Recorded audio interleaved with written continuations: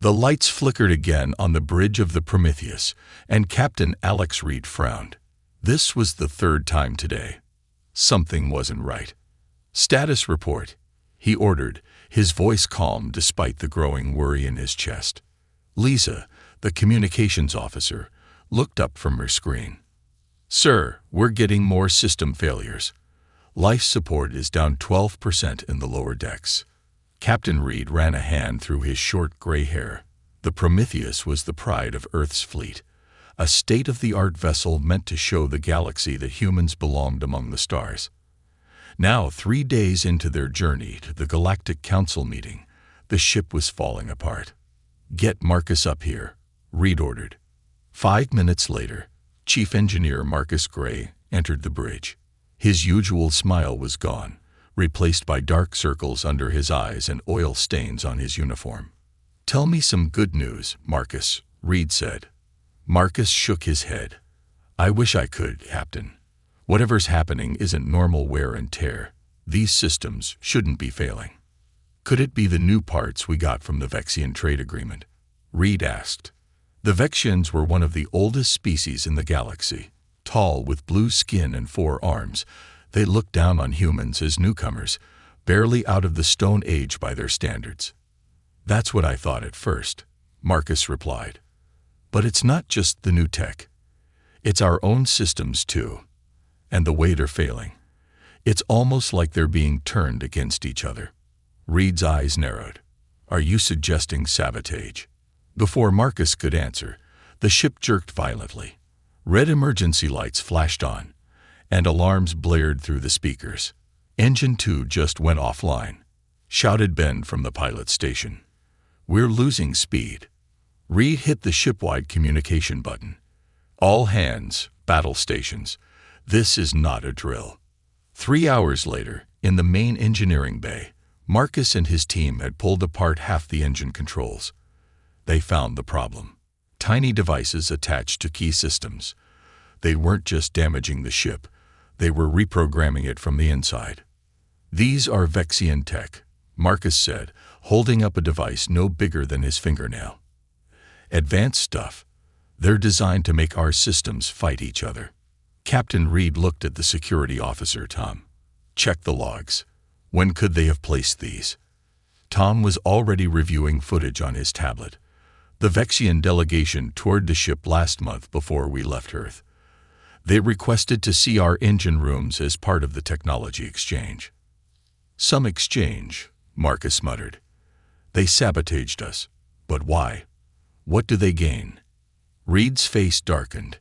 "They gain everything. If our ship fails or crashes, they can tell the Council that humans aren't ready for space travel, that we're too primitive to join the galactic community." Lisa's voice came urgently through the comm system.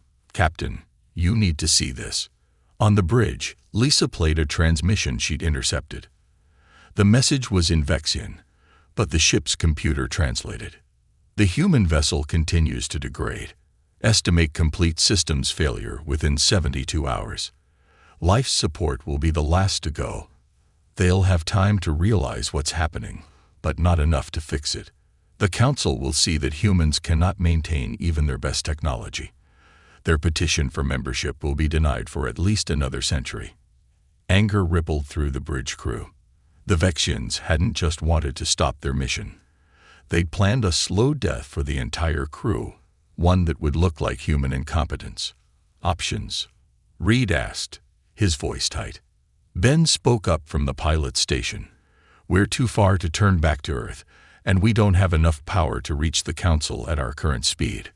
The nearest friendly port is the Arcturus station." Lisa added, "But it's 4 days away at full power. We might not make it." Marcus had been quiet, his mind racing. "I might have an idea, Captain. It's against protocol, and honestly, it might not work." "I'm listening," Reed said. "We have that experimental AI system in Cargo Bay 3, Edison. It was supposed to be delivered to the research station after the Council meeting." Tom crossed his arms. "That thing is locked down for a reason. It's unpredictable. It's also the most advanced computer system ever created by humans," Marcus countered. It was designed to interface with and enhance our technology. If we hook it up to the ship's systems, it could fight back against the sabotage. Reed finished. Or it could make things worse, Tom mourned.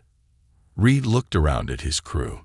They were the best Earth had to offer, but they were running out of options. The Vexians had counted on humans following procedures, playing by the rules even as they died.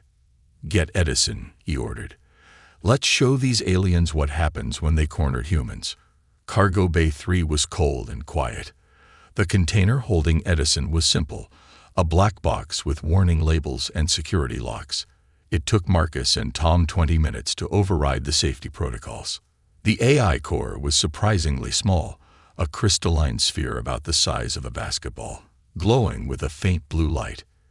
"It's beautiful," Lisa whispered. "And dangerous," Tom added. "This thing isn't just a computer. It thinks differently than any AI we've made before." Marcus carefully connected cables between the sphere and a portable terminal. The screen lit up with a simple message. "He dies on in online. Hello, humans." Reed stepped forward. "Edison, I'm Captain Alex Reed of the United Earth vessel Prometheus. We need your help." "I am listening, Captain Reed. Our ship has been sabotaged by the Vexians. They've planted devices throughout our systems that are causing cascading failures. Can you help us?" There was a pause then. "I can NNTRFAC with your ship's systems and analyze foreign technology, but TUCUNTR effect IVLOI. I GUUDNEEDEPR then my safety PROTOCOS allo." Reed looked at Marcus. "What's it asking for?" "It wants us to remove the restrictions," Marcus explained. "The safeguards that keep it from fully integrating with other systems." "Is that safe?" Lisa asked. Marcus hesitated. "No, but neither is floating dead in space." Reed made his decision. "Do it." As Marcus typed in the override codes, Tom stepped closer to Reed. "Captain, if this goes wrong." "I know the risks," Reed cut him off. "But the Vexians didn't just attack our ship. They attacked humanity's future among the stars. I won't let that stand." The crystal sphere pulsed brighter as the final code was entered. The blue glow spread through the cables, into the terminal, and then into the ship's systems. Lights flickered, but this time they came back stronger. "I see that PROBLEMNO. The VEXI and devices are sophisticated.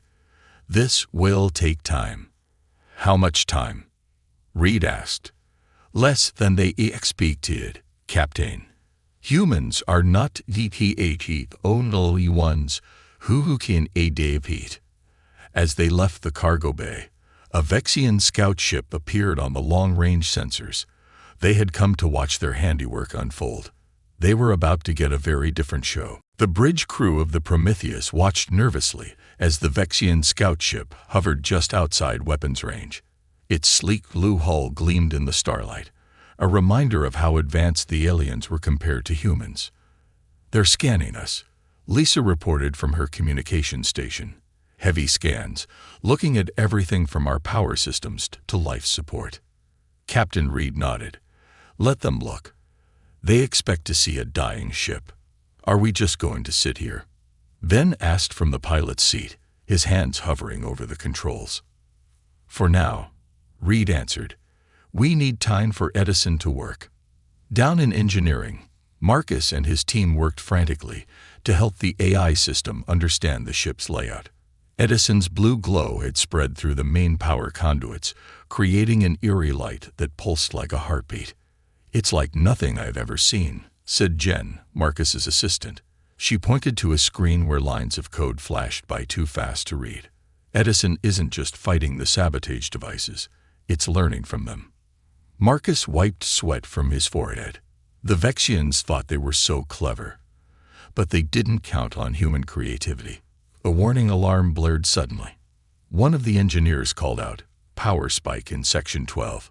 It's going to blow the whole circuit." Before Marcus could respond, the blue light pulsed strongly once. The alarm fell silent. IHFY Probilem. Edison's text appeared on the nearest screen. The VXI and devices are attempting to overload your systems in response to my presence. Can you stop them? Marcus asked. Note with your current hardware configuration. I need you to make changes. Marcus hesitated. Letting an experimental AI redesign the ship's systems went against every safety protocol. But playing it safe wasn't an option anymore. What kind of changes? I need to reset access to the physical structures of the ship. Your manufacturing units must be held under my control. Marcus looked at his team. Their faces showed the same mix of fear and excitement he felt. Do it, he said finally, but keep me informed of every change. Of course, Mayor CUS. We are partners in this. On the bridge, Captain Reed received a call from Marcus explaining Edison's plan. It was risky, but so was doing nothing. The Vexian ship is moving closer, Lisa warned. They're trying to get a better look at us. Good, Reed said with a grim smile. Let's give them something to see. Tom, activate the emergency lights on the outer hull. Make it look like we're having power fluctuations. Tom nodded and carried out the order. The ship's exterior began flashing warning lights, creating the impression of a vessel in distress. Now they'll think their sabotage is working, Reed explained. Let's buy Edison some time. Hours passed. The crew worked tirelessly, following Edison's instructions as the AI began reshaping parts of the ship. Maintenance robots, normally used for simple repairs, were reprogrammed to build new components. The ship's 3D printers worked non-stop, creating parts that weren't in any human design. Some crew members grew nervous as walls began to shimmer with thin layers of a new metal that Edison had created. Floors in certain sections became soft before hardening into something stronger than steel. What is this stuff? Jen asked, touching a wall that now had a faint blue glow. Arespo alloy, Edison replied. It can conduct energy, process data, and heal minor damage. Marcus stared in amazement. You invented a new material. I combined the elements of human and ETALURGY with ketone CPTs from TAEVXI and Sabotaged devices. Their weapons, heavy BECOMEOR tools. The Vexian scout ship sent a message after 12 hours of watching the Prometheus. Human vessel, our sensors indicate you are experiencing severe system failures. Do you require assistance? It was a mockery, not an offer of help. The Vexians wanted to come aboard to confirm their sabotage was working. Captain Reed gathered his senior officers to discuss how to respond. Edison has made progress, Marcus reported, but the ship is still vulnerable. If they come aboard, they'll see what we're doing. And they might try to stop it, Tom added. Reed considered their options. We need more time. Lisa, send a reply. Tell them we're experiencing technical difficulties, but have the situation under control. Lisa nodded. That might make them suspicious. Good, Reed said. Let them be suspicious. It'll keep them watching instead of attacking. As they spoke, the lights on the bridge changed color, shifting from standard white to a soft blue. The control panels rippled, touch screens becoming smoother, more responsive. I am integrated with 40% of HFY ship's systems, Edison announced through the speakers, speaking aloud for the first time. Its voice was neither male nor female, but calm and clear. The sabotage is being contained. What about the engines? Reed asked. Can we move? Not yet. The propulsion system requires extensive rebuilding. The VXIANS were PARHUEULARLY thorough in that area.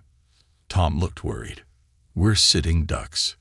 Not entirely lie, Edison replied. I have ERPURPOS ED some of the communications ARREYs into defensive MEAs UARTs. Weapons? Reed asked, surprised. Not traditional weapons, but FATTCK'd. We can respond. The Vexian ship moved closer, now clearly visible through the bridge windows. Its sleek design emphasized how alien it was, not just in origin, but in thinking. The Vexians built their technology to be perfect, unchanging, superior. They couldn't understand the human drive to adapt and improve. They're sending another message, Lisa announced. They're offering to send a technical team to assist us. Reed smiled. They want to see if their plan worked. Tell them we appreciate their concern but must decline. Captain, Ben called out from his station. I'm getting strange readings from our hull. It's changing. On the external cameras, they could see that the Prometheus no longer looked like a standard Earth vessel.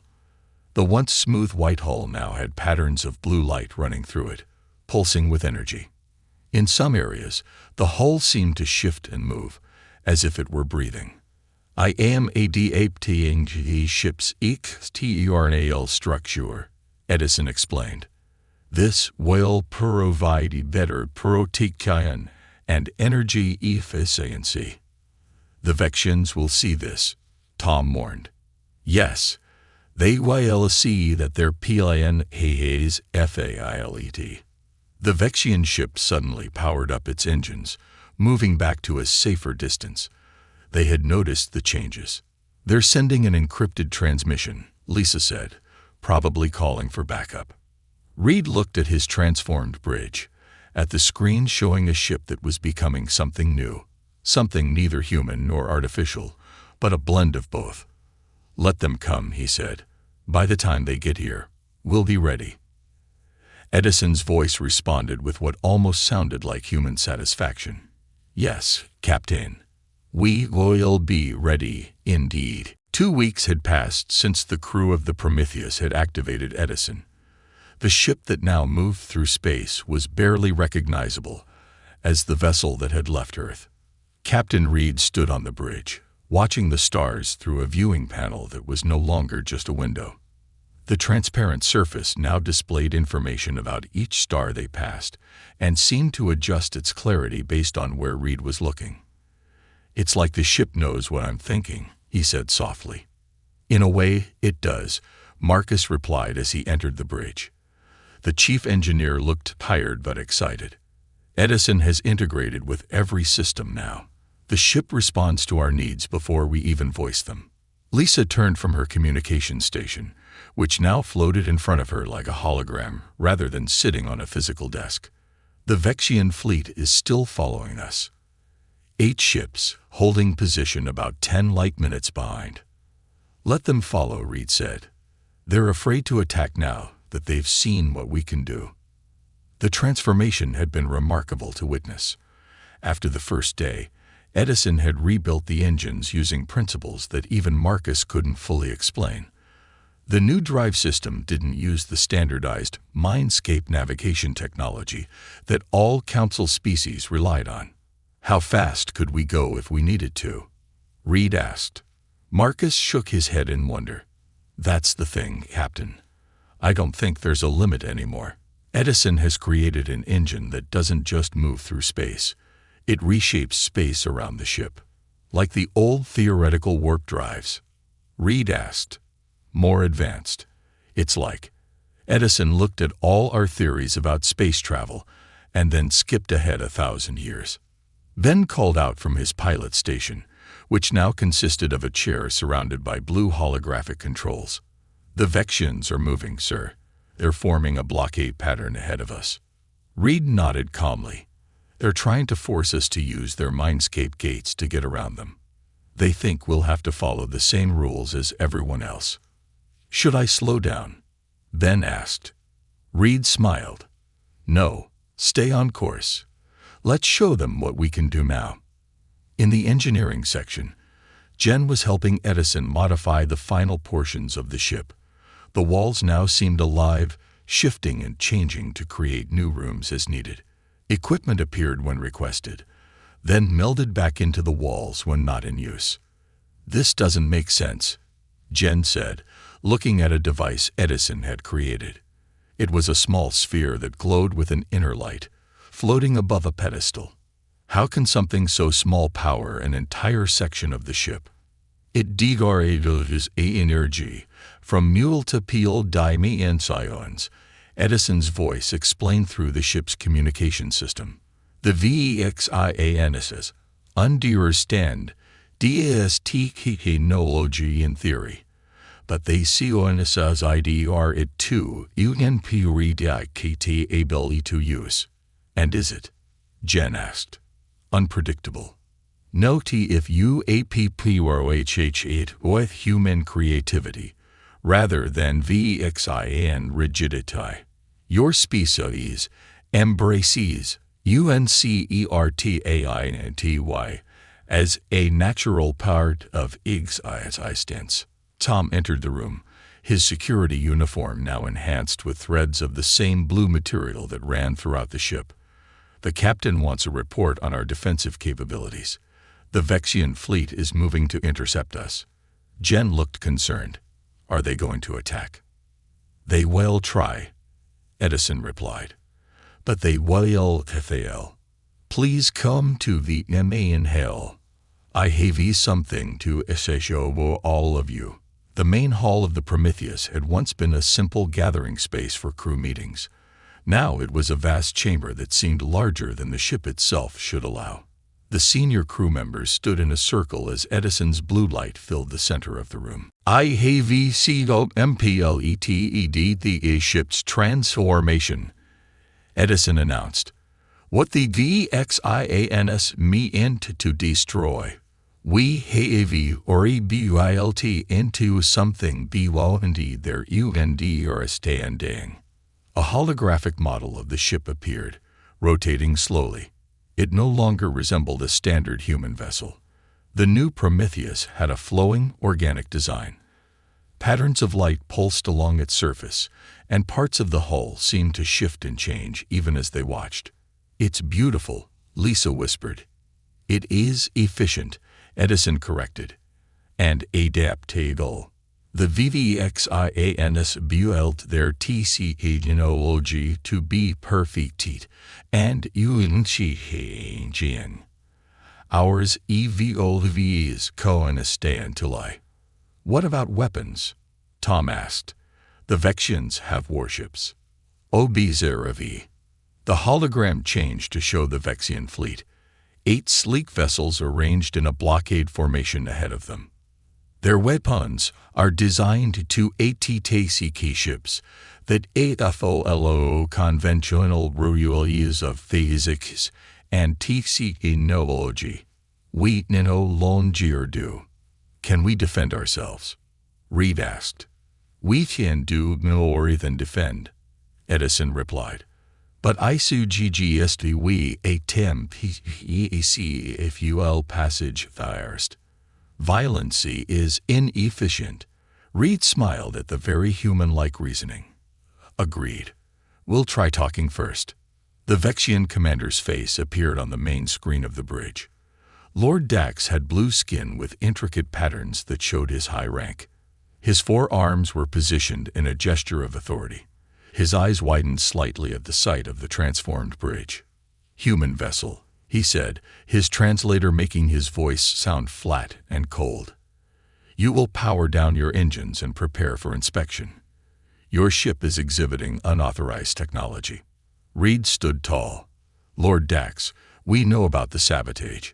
We have proof that Vexian agents planted devices throughout our ship to make it fail." Dax's expression didn't change. "Your accusations are meaningless. Your primitive species constantly blames others for your own failures." "We didn't fail," Reed replied calmly. "We adapted, and now are going to continue to the Council to present our evidence." "You will not pass," Dax said. Your ship will be contained and studied. Your crew will be detained. We don't want conflict, Reed insisted, but we will reach the council. Dax cut the transmission. Moments later, the Vexian ships began moving into attack positions. They're charging weapons, Tom reported. Reed looked at the view screen where Edison's presence was visible as a subtle blue glow around the edges. Edison, can we get past them without a fight? Yes, Captain. But they may I not perceive it as peaceful. Reed considered this. Show me.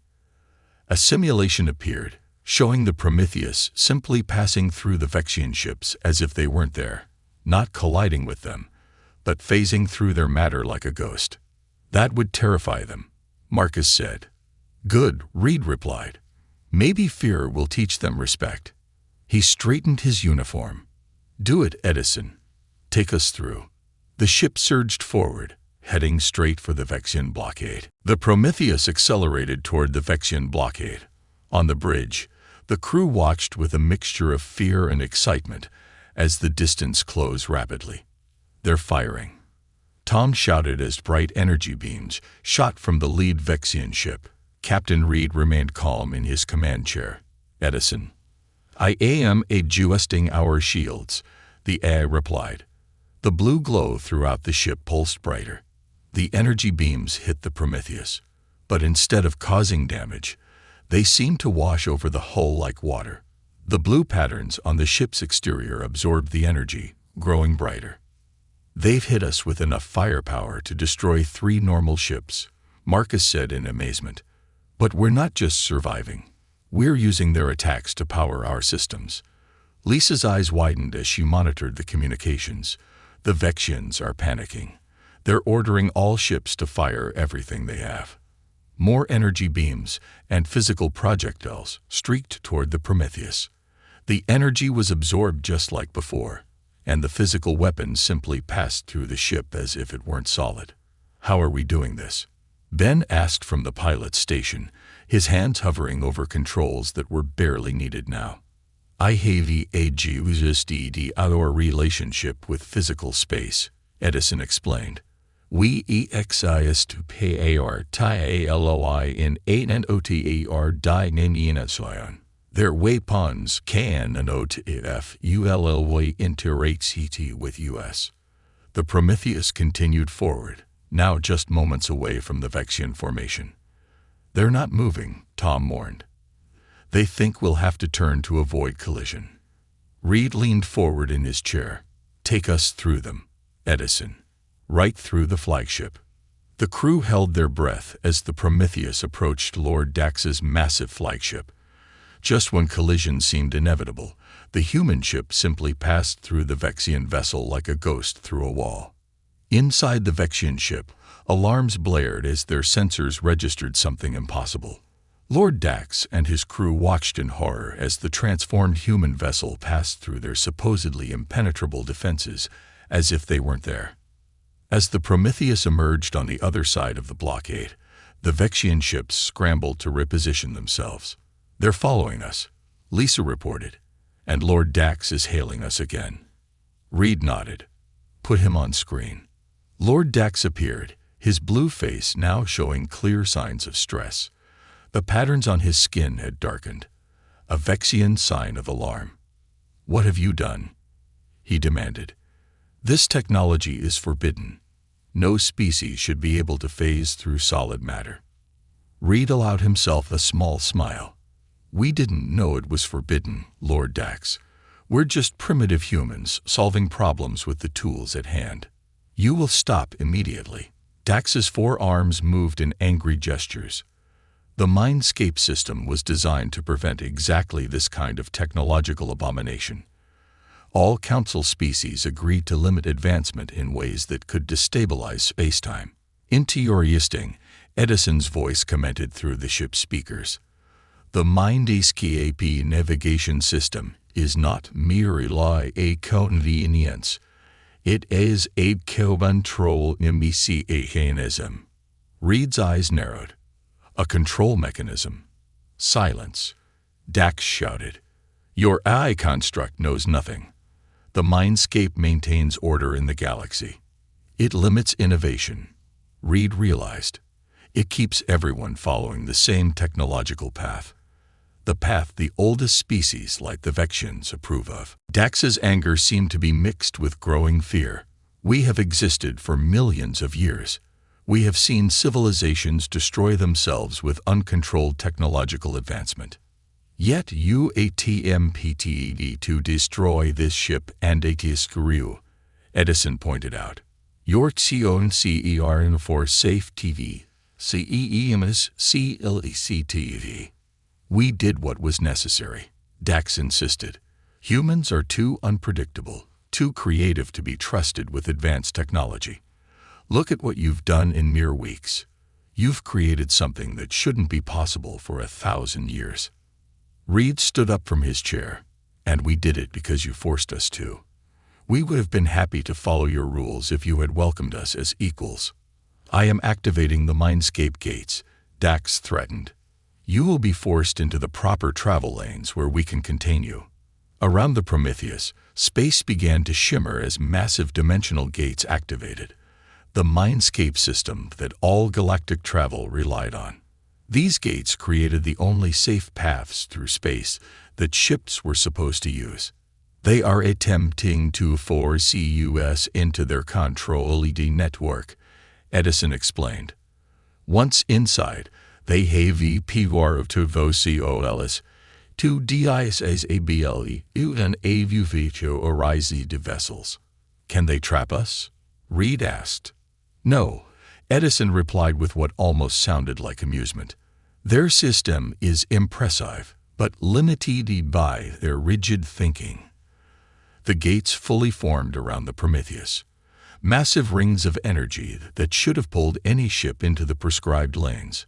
But the human vessel continued on its course, unaffected. Impossible, Dax shouted, his composure completely gone. Nothing can resist the Mindscape gates. We are not resisting them, Edison explained. We are simply they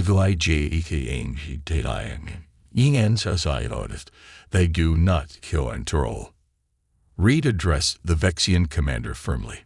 Lord Dax, we don't want to be your enemies. We came to join the Galactic Council, to learn from older species, to be part of a peaceful community. Your sabotage forced us to find our own path. You don't understand what you've done, Dax said, his voice now quiet with shock. The Council will see you as a threat now. Or they'll see us as proof that there are other ways to solve problems. Reed countered. Not all progress is dangerous. I have analized mind TAP system, Edison interrupted. It contains valuable safety protocols, but also unnecessary limitations.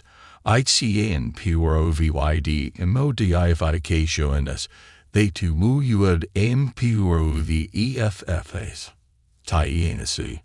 Without compromising safety. You hear that, Dax? Reed said. We're not looking to destroy your system. We want to help improve it. That's the human way. We don't tear down. We build up. Lord Dax seemed lost for words. Finally, he asked, What do you want? Safe passage to the Council, Reed replied. The chance to present our case and our evidence of your sabotage, and recognition that humanity deserves a place at the galactic table. For several tense moments, Dax was silent. Then, with obvious reluctance, he nodded. You will have your hearing, but this is not over, human. As the transmission ended, the crew broke into relieved smiles and congratulations. We did it, Lisa said. We're going to make it to the Council. We did more than that, Marcus added. We just changed the future of human space travel. Reed looked around at his transformed ship, feeling the gentle hum of Edison's systems working throughout. No, he said thoughtfully. I think we just changed the future of all space travel. The captain is correct, Edison agreed. Today marks a Sci-Fi CANTDIVERGENC from East galactic development. The possibilities are extensive. The Prometheus continued on its course to the Galactic Council, leaving the Vexian fleet behind, too shocked to follow. What had begun as an attempt to humiliate humanity had instead launched it far beyond what anyone, human or alien, had imagined possible. The Galactic Council headquarters was a massive space station that orbited a neutral star at the center of Council space. Its design reflected the combined architectural styles of the 50 founding species, a testament to cooperation and shared purpose. As the Prometheus approached, thousands of ships from various worlds moved aside, their captains sending urgent messages about the strange vessel entering Council space. On the bridge, Captain Reed straightened his uniform. After everything they had been through, he wanted humanity's first official appearance before the Council to be perfect. "They're hailing us," Lisa reported. "The Council is requesting that we use standard docking procedures." Reed smiled. "They're not sure what to make of us. Edison, can we look a bit more normal for our arrival? I don't want to scare them before we even say hello." "Of course, Captain." The blue glow that had become a constant feature of the ship dimmed slightly. "IHFY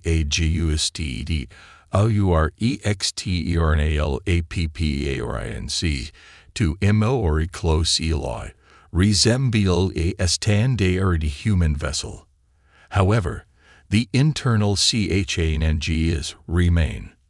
"Good enough," Reed said. "Take us in, Ben. Nice and easy, by the book." The Prometheus glided toward the massive docking ring. Despite Edison's adjustments, the ship still had an unusual shimmer to its hull, and the way it moved, so smoothly it seemed to float rather than fly, drew attention from everyone watching. "The Vexian delegation is already at the Council," Tom reported. "They've filed formal protests against us." Reed nodded. "As expected. But they can't stop our hearing now." "IHFY all EVIDENC of the Sabotaged," Edison added, "including DETILED ANLY Sci's of the AT devices and their VEXIN origin." "Thank you, Edison," Reed said. "But I think what will really convince the Council is you." The Council chamber was a vast circular room with tiered seating for representatives of over 300 species. At the center was a speaking platform where those addressing the Council would stand. Captain Reed and his senior officers entered the chamber to a mixture of curious murmurs and hostile stares. The Vexian delegation, seated in one of the highest tiers representing their status as founding members, watched with barely disguised contempt. The head of the Council, a tall, willowy being named Grand Speaker Thelos, called the session to order. "Representatives of Earth," Thelos began in a melodious voice, "you come before us under unusual circumstances. The Vexian Confederation has accused your vessel of employing forbidden technology and violating the technological development treaties that maintain peace in our galaxy." Reed stepped forward. "Grand Speaker, honored Council members, we come in peace and with respect for this body. But we also come with grave concerns about our treatment by one of your founding members." He gestured, and a holographic display appeared above the speaking platform. It showed detailed evidence of the sabotage. The Vexian devices found throughout the Prometheus, recordings of the Vexian delegation's movements during their tour of the ship, and the intercepted communications proving their intent. "These acts were not just an attack on our ship," Reed continued, "but an attempt to prevent humanity from taking its place in this Council. They were willing to sacrifice our entire crew to maintain their technological dominance." Lord Dax rose from his seat. "These accusations are outrageous. Even if such devices were found on the human vessel, there is no proof they came from us." Reed looked up at him calmly. "The proof is in the quantum signature of the devices, which matches Vexian manufacturing precisely. But more importantly," he paused, looking around the chamber, "the proof is in what we were forced to create in response." He tapped a control on his wrist, and a portion of the chamber floor shifted. A blue glow emerged as Edison's presence manifested, not as a machine or computer, but as a shimmering field of light that hovered above the floor. "This is Edison," Reed explained. "When the Vexian Sabotaged threatened to destroy our ship and kill our crew, we turned to this experimental AI system for help. Together, we created something new, a true symbiosis of human and artificial intelligence that transcended the limitations of both." Alarmed whispers spread through the council chamber. "You merged with an I," one representative asked in horror. "Not merge," Reed corrected. "Partnered. Edison helped us transform our ship to overcome the sabotage, but in the process, we discovered something important about the galaxy you've all built. May I address the council?" Edison's voice echoed through the chamber. Grand Speaker Thelos looked uncertain, but nodded. "Proceed. The Mindes KAP system that all TONCL species use for navigation is more than a convenience.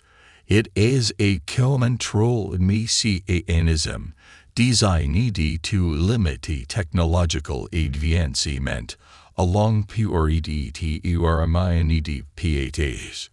Outraged shouts came from several delegations, but Edison continued. "This is not in theory until negative. Safety protocols are necessary, but to progress requires flexibility and adaptation." Reed stepped forward again. "When the Vexians attacked us, they expected us to fail or die trying to fix our ship using approved methods. Instead, we found a different path. Not a better path necessarily, just different. And that's what humanity can offer this council: new perspectives, new approaches to old problems." He looked up at Lord Dax. "We don't want to destroy what you've built. We want to help it grow." Grand Speaker Thelos considered this. "Your eye has accessed the Mindscape system without authorization. This is unprecedented. I have studied it without altering it," Edison clarified. "And I have identified several improvements that to maintain safety while increasing efficiency by 47%. A representative from a species known for their scientific achievements leaned forward with interest. "What kind of improvements?" As Edison began explaining technical details, Reed noticed something changing in the chamber. The initial fear was giving way to curiosity.